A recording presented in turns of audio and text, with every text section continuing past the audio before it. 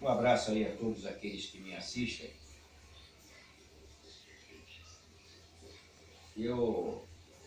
Antes de iniciar o tema aqui que eu vou falar, que é a segunda parte aí dos militares nacionalistas,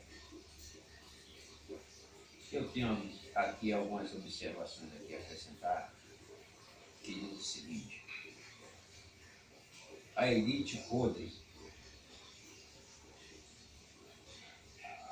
essa elite que está aí, que não gosta do brasileiro, não gosta do Brasil, se sente europeia ou americana, principalmente americana. Eu até acho que toda a população brasileira deveria se unir e expulsar essa elite podre que se acha americana, ou que pensa como americana, ou age como americana, para ficar desgraçando a vida aqui do brasileiro, porque todos os brasileiros se expulsassem ela. Que fosse lá, vai morar em Miami, vai morar em Orlando, vai morar em São Paulo, para o inferno. Vocês não podem fazer é deixar um povo que ama o país, que gosta do país e quer viver em paz do país ao custo do seu trabalho, sobreviver. Isso é que é a maior covardia. Para vocês terem ideia, esse elite aí é tão podre que ela costuma comprar sêmen para reproduzir a sua descendência. Ou melhor, para quem não entende, eles vão lá e compram esperma e óvulo mesmo para injetar lá dentro de suas esposas, para poder crescer. Quer dizer, nem dos próprios brasileiros, do povo brasileiro, eles querem uma descendência. Então vou lá comprar esperma do europeu ou do americano. Quer dizer, é o nojo do povo brasileiro doentio. Uma elite dessa não tem que estar no Brasil.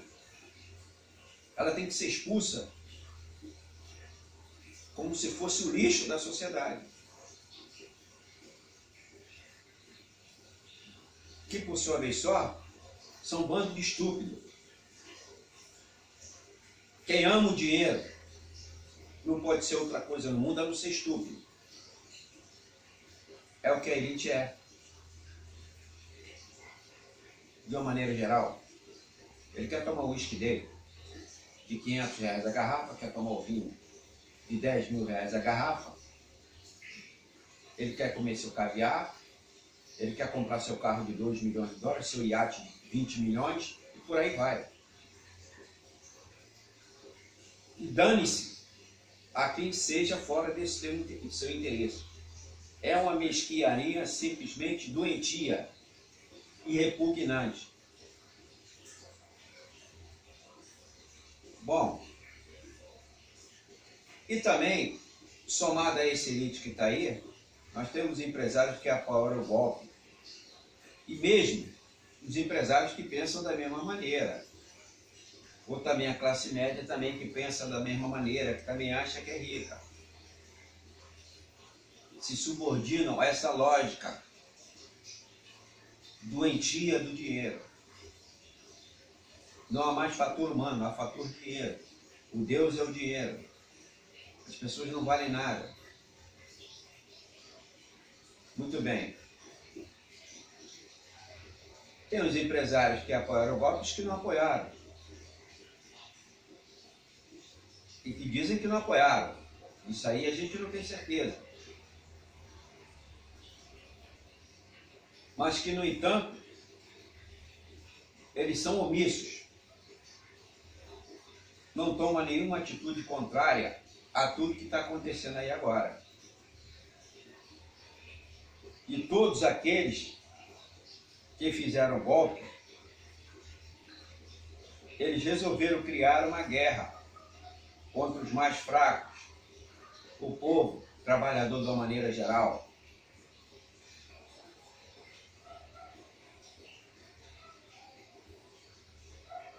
Contra todos os mais fracos. Então, que todos nós, unidos, todos nós, o povo trabalhador, que é 95% de toda a população existente no país, que é 10 vezes maior e mais forte, Então que vamos dar uma resposta a tudo isso que vem acontecendo. Essa é que tem que ser a nossa postura. O Judiciário, o Ministério Público Federal, né? E o Supremo Tribunal Moro, que o Supremo Tribunal Federal não existe mais. Quem manda dentro do Supremo Tribunal Federal é o Moro.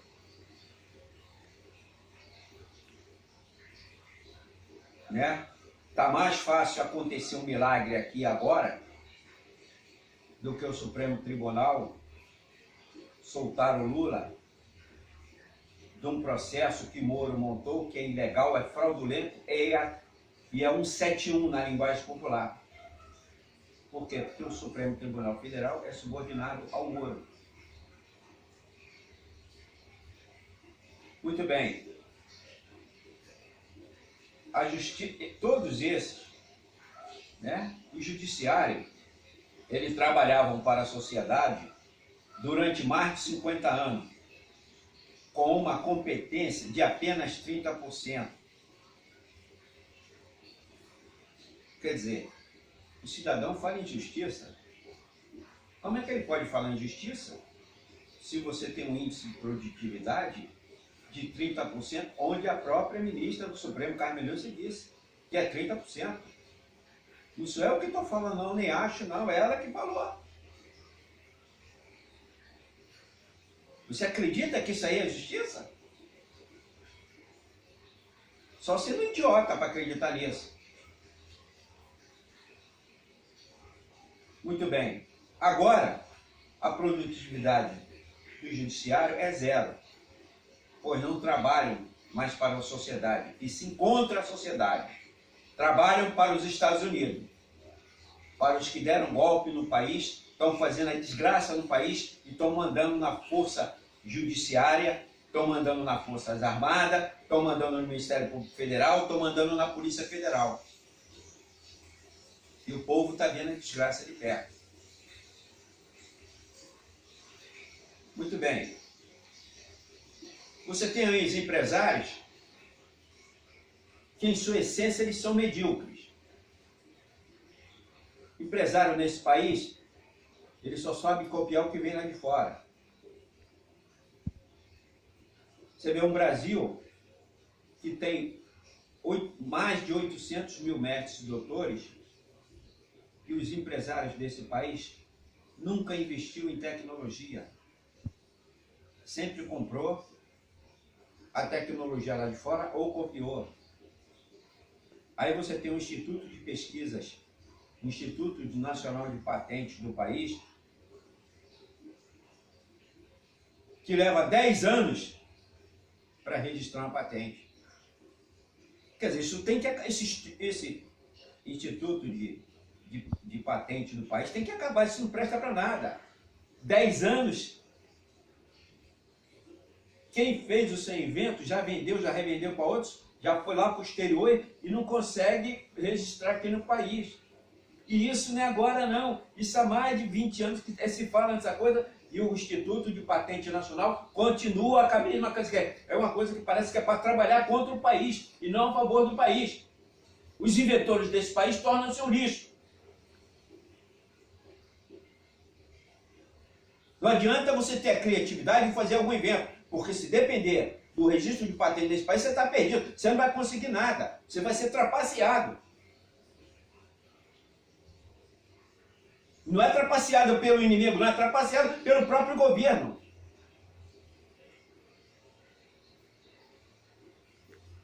Muito bem. Então, os empresários desse país, o que está acontecendo agora? A Petrobras está sendo vendida. Já está aí com 80% dela vendida já. Os estrangeiros tomaram conta total da empresa, praticamente. Aí está mandando fechar a refinaria. Daqui a pouco manda fechar a própria Petrobras e manda tocar. Acabou a Petrobras, não existe mais. O nome vai ser Shell, vai ser BP, né? Vai ser a norueguesa, vai ser qualquer outra empresa. Não mais Petrobras, vai acabar o nome. Se continuar com o nome, você já sabe que será uma farsa. Porque a Petrobras hoje, volta a dizer, não tem mais do que 20% do seu poder de fogo dentro da empresa. Aí acabou, está acabando com a indústria de gás, agora vai acabar com a indústria de fertilizantes, e os empresários estão chorando agora, porque vai acabar com a indústria de fertilizantes. Voltamos de novo nesse país, voltamos de novo à crônica do empresário. Ou o empresário nesse país, ele é imbecil, ou ele se faz de imbecil. Agora mesmo tivemos a greve do caminhoneiro. O que foi a greve do caminhoneiro? Todo empresário sabe que o Brasil depende de estradas por rodovias. Esse imbecil não sabia, o imbecil que eu falo do empresário, ele não sabia que ele depende da indústria petrolífera para conseguir fazer seu frete barato.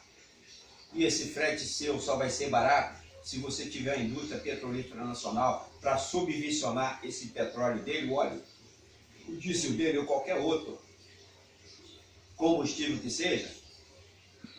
Como é que esse idiota deixou que destruísse a Petrobras? Agora vem a indústria de fertilizante. Esse imbecil, empresário da agropecuária, né, tanto da agricultura quanto do criador de animais, do gado. Esse idiota também não sabia que ele depende da Petrobras para produzir o fertilizante, e nem há no mundo ninguém para produzir fertilizante, a não ser a própria Petrobras. Por que esse imbecil deixou que se fizesse o que fizesse com a Petrobras? É porque esses empresários, ele não tem amor ao próprio país. Ele quer empresa para ele ter vantagem. Se você pegar qualquer empresário hoje que se utiliza o tempo todo da Petrobras, como os exemplos que eu acabei de ter, tanto da agricultura quanto que precisa dos transportes pela rodovia e tanto da agropecuária, não tem mais do que 5% que tenha uma única ação da Petrobras. Uma única ação. Aí você acha o quê? Que um cara desse, defensor do próprio país, ele trabalha para lucrar e ver o dinheiro. Benefícios, benefícios, benefícios, benefícios. O trabalhador que trabalha para ele que morra trabalhando até os 100 anos e que não tem de preferência aposentadoria. Essa é a lógica que acontece dentro do Brasil. Aí ele agora está choramingando. Então ele vai choramingar mais. Ele vai ver a desgraça de perto, tudo que ele ajudou a plantar. É muito interessante. Vale acrescentar aqui um adendo que eu quero dizer. Que o empresário, ele gosta de seguinte, olha só. São 3 coisas que é interessante. Ele diz que o trabalhador é meio vagabundo, ele não gosta de trabalhar. No entanto, o cara sai para trabalhar 5 horas da manhã, para pegar o trabalho, muitas vezes, 7 horas da manhã, 8, quer dizer, o cara fica dentro de 2 ou 3 horas no meio de transporte só para chegar ao trabalho. Quando ele volta, mais 2. Quer dizer, o cara fica 4 horas só para alimentar para ir trabalhar. O empresário diz que o trabalhador é vagabundo. E o cara chega atrasado e dá desconto. Ou ele diz que o cara também tem esse dito popular, que ele quer saber de samba e futebol. Não quer saber mais de porra nenhuma. Não sabe votar, é estúpido.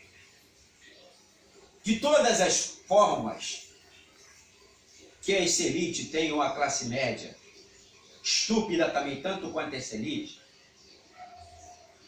tá? Porque se intelectualiza para nada. Porque a elite em si, ela não se preocupa com conhecimento e cultura. Cultura, a única coisa que ela gosta de cultura é para investir e ganhar dinheiro. É a Lei Rouanet, para botar dinheiro lá. É eu comprar o quadro lá de Picasso de 60 milhões de dólares. Para ganhar dinheiro. mas que em sua essência, são estúpidos. Até as orientações, porque talvez seja essa a pergunta que você me faça. Ué, mas como é que ele tanto dinheiro domina? Porque ele pega os intelectualizados, paga um salário aos intelectualizados, as pessoas de maior competência, pega esse conhecimento e trazem para o seu próprio benefício. É que nem um deputado. O que a maioria dos deputados são? São um bando de imbecis, idiotas, que contratam 15 assessores, e esses 15 assessores dele, ele bota para trabalhar para ele. Aí chegar ele vai pegando só informações e botando lá dentro do Congresso. Quer dizer, em verdade, quem trabalha contra o Brasil também são os assessores desses deputados, desses parlamentares. A elite faz a mesma coisa. Vai aqui, busca conhecimento, né? Comanda a Bolsa de Valores. O que é a Bolsa de Valores? A Bolsa de Valores pega os caras com alto conhecimento em matemática, jogam eles dentro da Bolsa para trabalhar e fazem manipulações econômicas. E as pessoas, na base do desconhecimento dessa manipulação, fazem esse mercado de ações mentiroso. Um outro exemplo. Bem, então, em resumo, o que acontece com o empresário hoje? Ele verá a miséria de perto. Ele verá a falência de perto. Ele vai ver todo o seu patrimônio formado, né, que ele construiu, e a falência. Essa é a grande realidade. Não está acreditando? Não tem problema. Tem de ver, verá. O outro ponto que eu quero citar aqui são dos militares. Tá? O que é os militares? 95% são o maior contingente dos militares. E eles não são oficiais. Traidores, que é o que a gente vê dentro das Forças Armadas hoje. Ou que pensam como os golpistas, que estão se aliando. Né? Quando a gente fala de militares traidores, a gente não fala desses 95%, não. A gente fala do oficialato, né? Tipo Etiboy, Vilas Boas, General Mourão, esses que ficam aí na mídia, dizendo que vai dar golpe quando eles já deram golpe. Acha que são imbecis, que a sociedade é imbecil e já não percebeu isso. Então, que esses militares, eles procurem,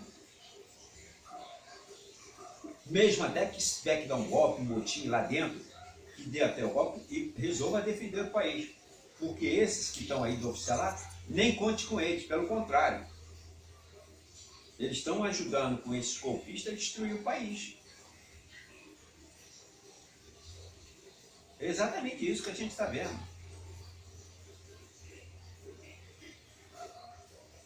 Muito bem. Você tem uma questão também, uma outra questão, que é da crise de epidemia. É uma farsa montada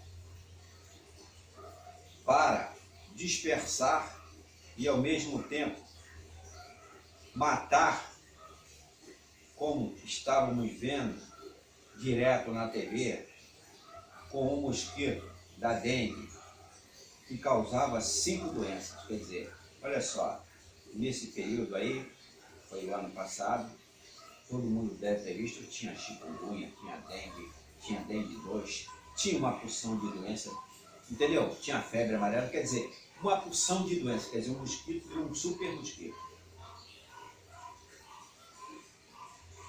Tudo que era doença, esse mosquito estava praticando. Claro que era uma conveniência para você dispersar a população do que estava acontecendo e, ao mesmo tempo, também você matar pessoas principalmente pessoas de regiões pobres, onde esses mosquitos se proliferavam. Essa é a verdade que a mídia não mostra ou nunca vai mostrar. Mídia é igual a mentira. O Google tinha que consertar e botar assim: mídia é sinônimo de mentira. Muito bem. Agora eles estão vindo com a história do sarampo. O propósito de tudo isso aí, agora vem a crise do sarampo, aumentou o sarampo. É para eliminar, o propósito disso tudo é para eliminar principalmente mais pobres, tanto adulto como criança.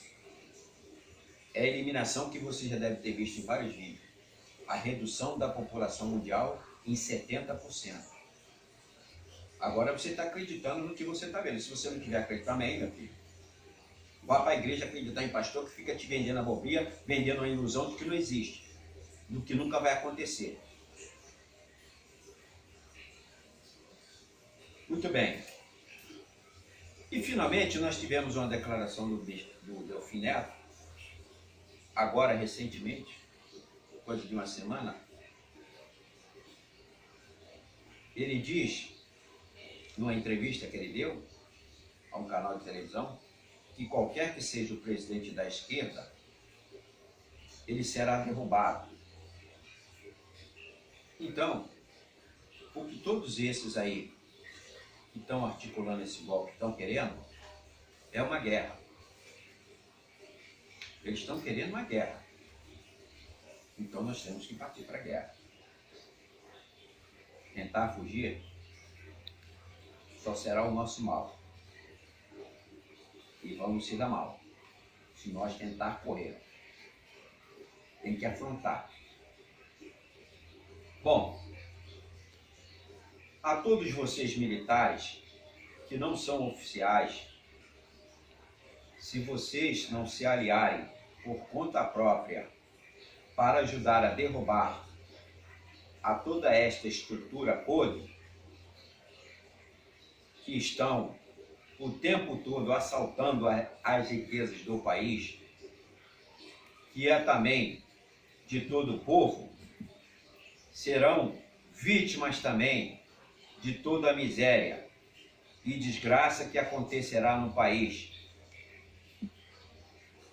e que já iniciou com o governo golpista de Temer e que é também apoiado pelas Forças Armadas e que tem como os maiores apoiadores o general Eitigói e o general Vilas Boas, apesar de aparentemente eles se mostrarem contrários. Tudo uma farsa. Não temos mais que respeitar nenhum tipo de lei neste país.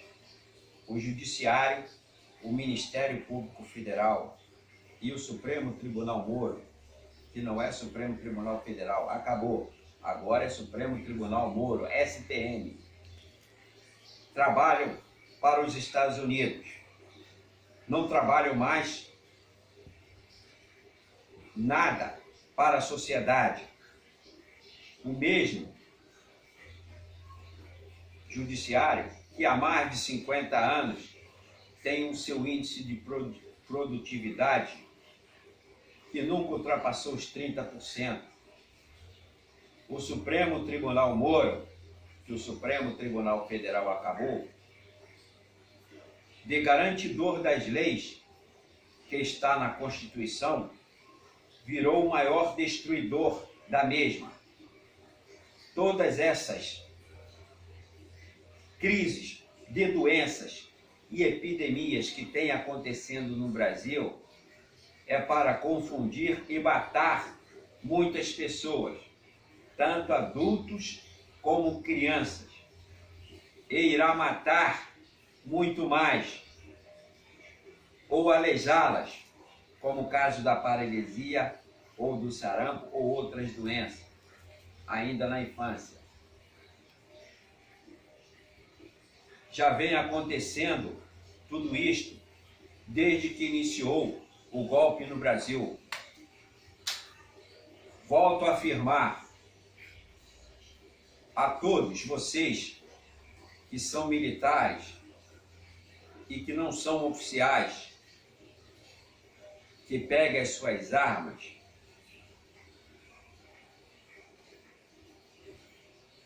para ficarem ao lado de vocês mesmos, que é o povo, mesmo que também o povo estarão ao seu lado.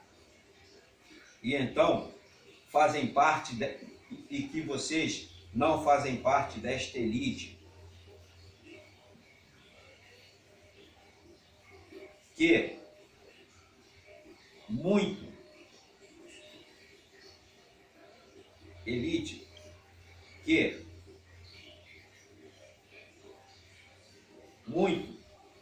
tem feito mal à sociedade.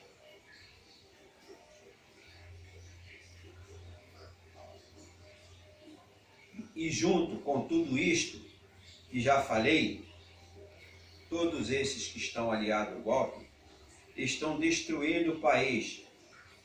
Ou façamos uma revolução agora, ou o país vai virar uma colônia de miseráveis.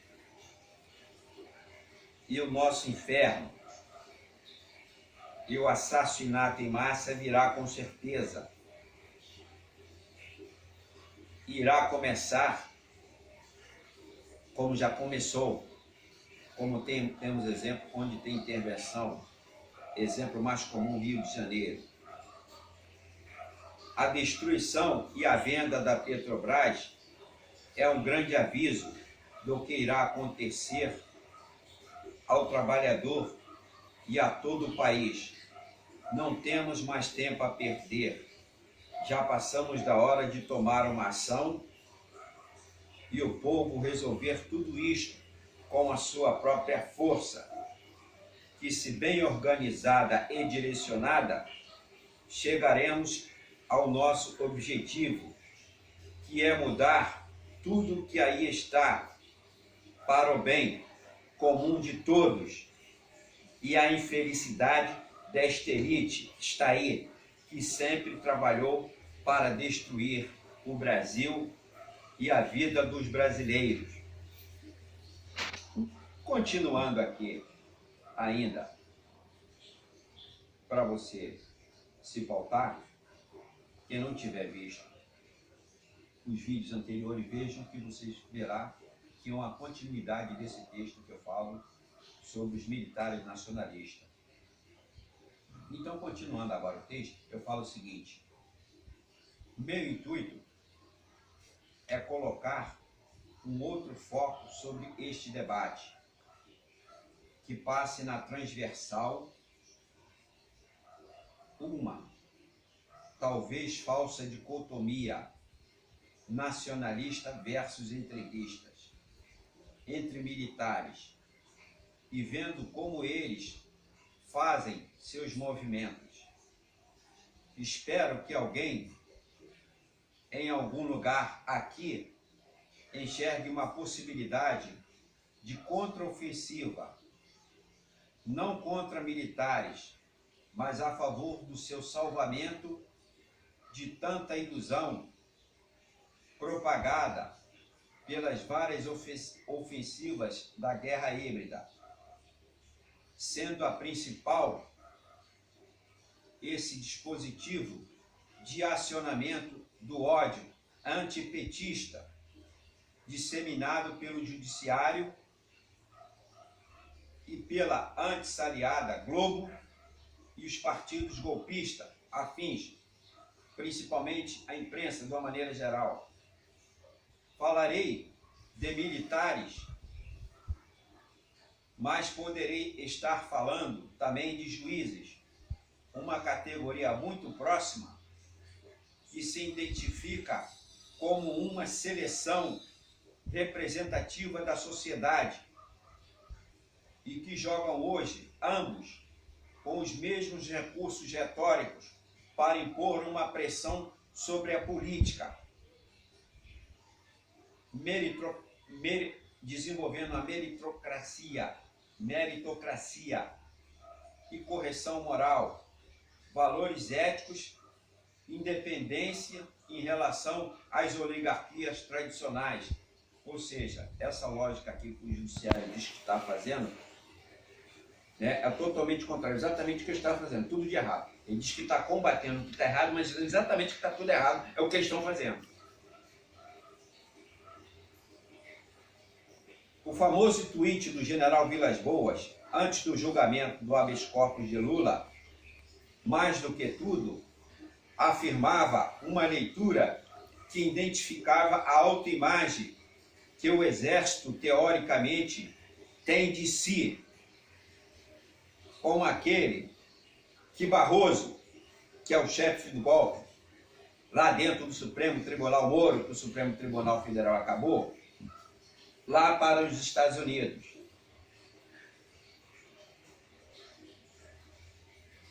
E Barroso quer ter do judiciário. Se o recado era claro ou não, façam o serviço, senão nós o faremos. Esse foi o tweet dos generais ao Supremo Tribunal Federal. Agora, jamais saberemos por que o Supremo Tribunal Federal o fez. De todo jeito, há algo ainda em curso, mais profundo, e quero mostrar esse exemplo, mas entendo que ele serve para outros setores serem pensados em paralelos.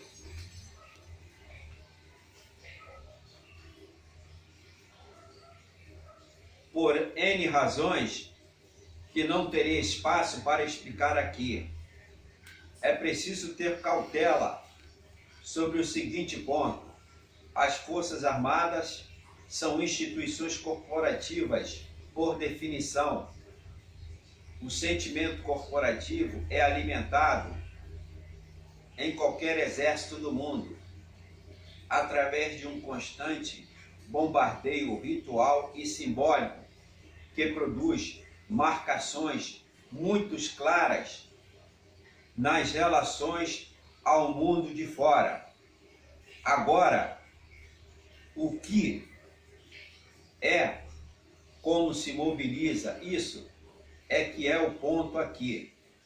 Pretendo dar uma visão de como estas coisas aparecem desde há algum tempo e qual é o resultado disso no modo que as Forças Armadas se articulam com o resto da sociedade, ou em outras palavras, como elas fazem ou não política por outros meios, e o que a leitura deles sobre o atual momento pode elucidar sobre outros setores que têm atingido de formas, digamos, mais proativa. O primeiro fato a ser notado aqui é que depois de 1978, quando se começa a preparar o terreno para a lei da anistia, ainda no governo Geisel, os militares têm que dar conta de todo o seu pessoal que vai ser anistiado pela lei de 1979. O que é de amplo conhecimento é que desde aquela época os jornais falavam em linha dura versus uma certa linha moderada ou Sorbonne. Não é este lado que nos interessa, pois ele não reflete exatamente como se estrutura o campo interno no Exército. O que ocorreu foi a confluência de dois movimentos que quero sistematizar de maneira breve aqui: o problema da anistia e a herança do aparelho repressivo da ditadura, os deslocamentos da doutrina militar e os novos teatros de operações. O que pouca gente sabe é que internamente o governo Figueiredo e posteriormente no governo Sarney começou-se uma clara política de imposição de um freio na carreira daqueles que tinham seu nome associado à tortura e à repressão. Nenhum torturador chegou ao posto de general e nem de comando. Foi uma tentativa de limpar a casa, que até certo ponto teve êxito, tanto que se viu até 2012 um enorme silêncio das Forças Armadas em relação à política, excetuando-se talvez pelas ações espalhafatosas do então capitão Bolsonaro, que foi expulso da corporação ainda em 1980. Lula passou incólume. Com Dilma, isso não ficaria assim. Ela é uma ex-guerrilheira, como todos sabem. O polo civil dos anistiados. Já perto da eleição de 2010, uma série de associações de militares, como o grupo Ternuma, que era o denominado terrorismo nunca mais, começa a se manifestar. Mais do que isso, começa a proliferar. Isso porque o que eles temiam poderiam acontecer. E de fato aconteceu. O Estado passou a agenciar uma política de revisão histórica e de tentativa de revogação da lei da anistia.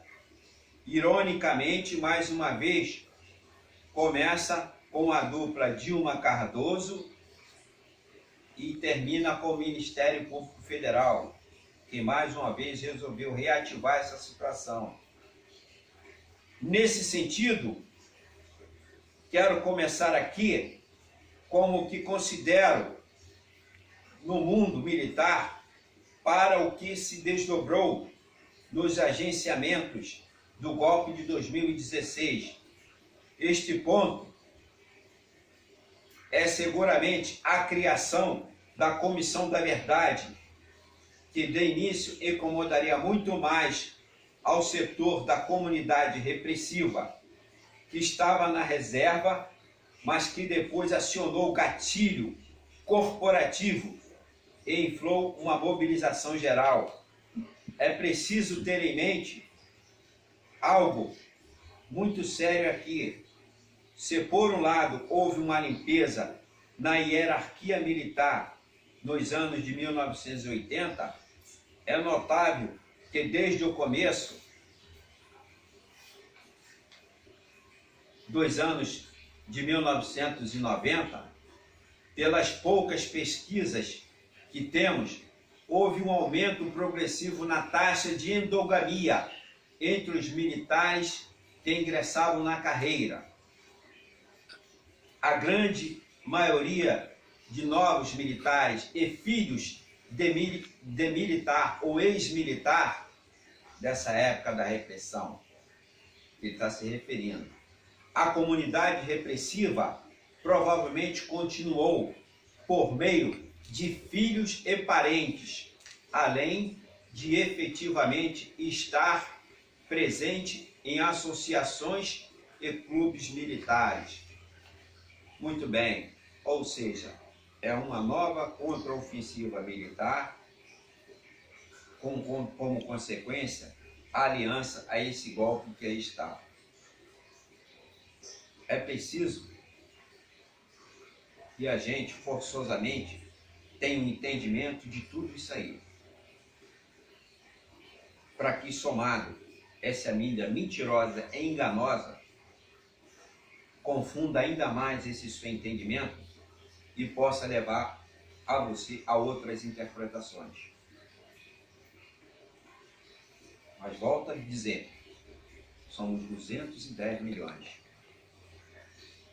de habitantes, mas temos 200 milhões contra menos de 10. Então nós podemos mudar isso aí. Então é esse caminho de uma revolução que a gente tem que transformar. Um abraço aí a todos aqueles que me assistiram.